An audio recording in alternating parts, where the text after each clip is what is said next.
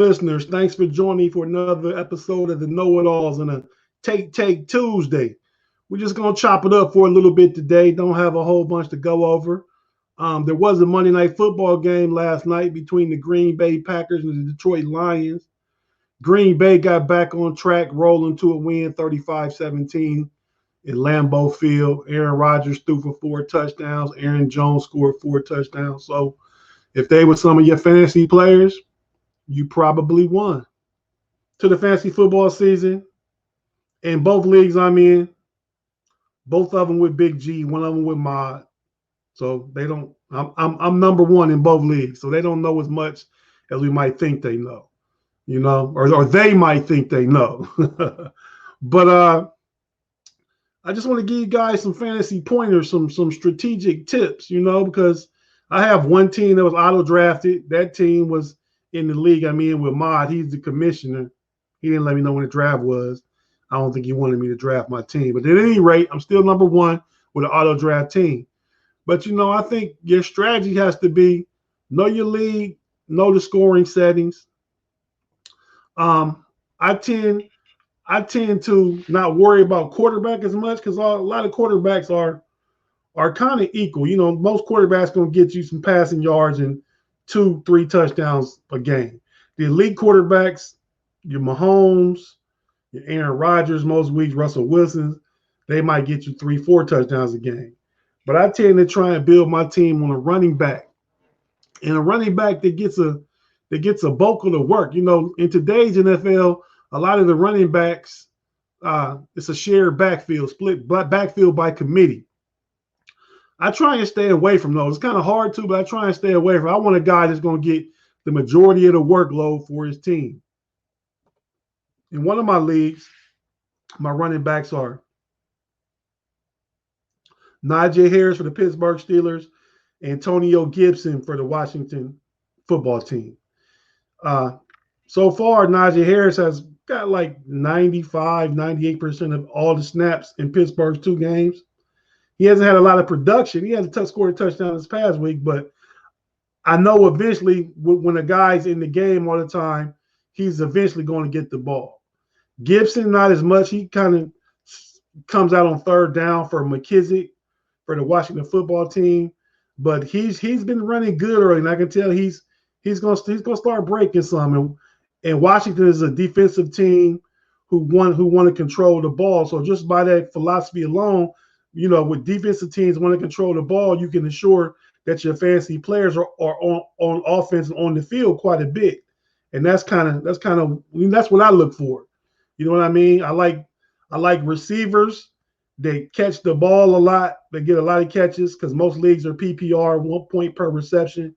So I like receivers that are targeted a lot. They don't have to be the elite receivers, your Julio Jones and Tyreek Hills, and those guys are good to have.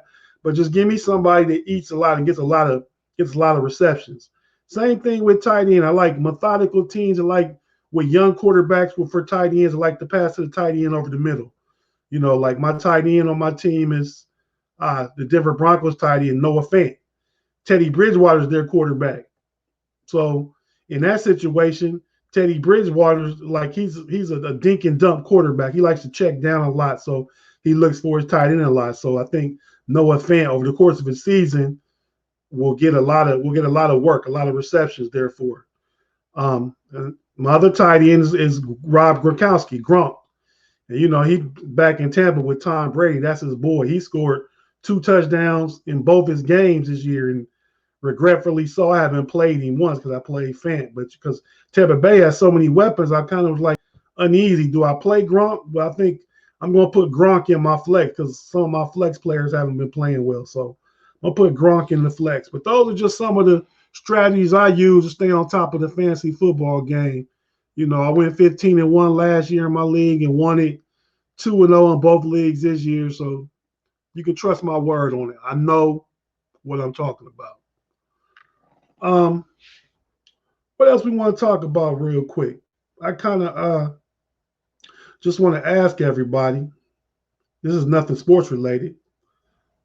Who do you guys think is the greatest rapper of all time? I don't know. It's been a lot of great rappers out there. You know, just off the top, I think a lot of people would say uh, Tupac or the Notorious B.I.G. And I think those two are two of the all-time greats. They're definitely in my top 3 to 5, I'd say. The thing with Tupac, he's been gone for 25 years, and so has B.I.G. I think with Notorious, I think he just didn't really have the volume of work. You know what I mean? Everything he did was fire. It was fire. But just when you look back at it, I think he had like 3 albums, you know. So he just didn't have the volume of work, but he still is one of the all-time greats. Pac, he was before his time. His music is still relevant now if you listen to it. Then we got other newcomers, like we have Kendrick Lamar, J. Cole, you know, Drake. Drake's real big. Drake has flow. I don't like when he tries and sing, but Drake has flow, you know. So I do like Drake.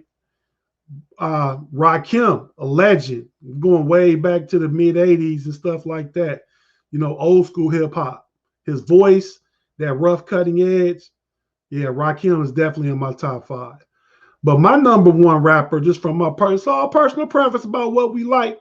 You know, I don't know all this.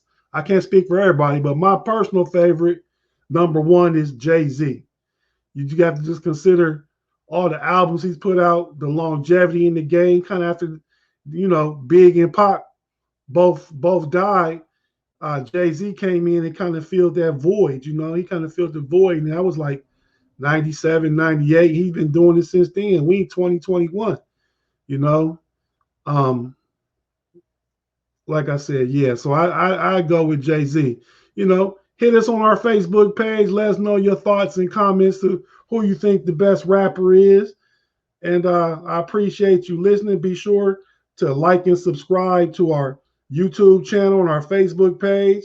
We have a new Twitter account, the KnoItAllZ. Check it out and give us a follow. And like always, we'll be back this Sunday. Thanks.